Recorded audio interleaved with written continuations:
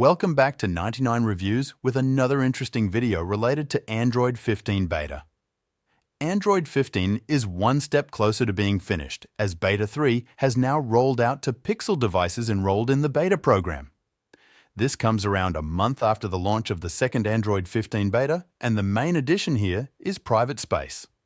This feature has appeared in unfinished form previously, but now it's fully available to beta users, allowing them to hide and lock sensitive apps.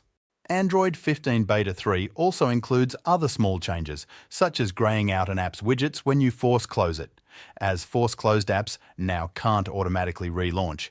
And, as usual, there are numerous bug fixes too. If you have a Google Pixel 6 or newer and you're enrolled in the beta program, then you're able to get Beta 3. The update should be sent to your phone automatically, but you can also manually look for it in Settings, System, Software Update. System Update? Check for updates.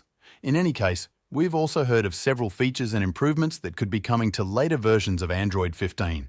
These include changes to the layout of the settings screen, with Android Authority finding code in the beta that suggests the top-level settings page will be organized into visually distinct sections. Additionally, Android Authority has also found evidence that the operating system will be able to automatically delete face or fingerprint scans if they aren't working well, and prompt you to set them up again. This could make biometric authentication faster and more reliable than it sometimes is currently, since you won't be trying login with a fingerprint that hasn't been accurately registered, for example. It's worth noting that these features might not actually make it to the finished Android 15 release, since while Google appears to be working on them, it's possible that the company will decide against launching them.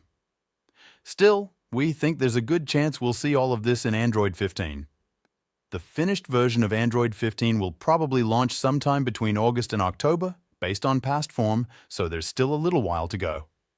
That's it for the video so far. For more videos, subscribe to 99 Reviews.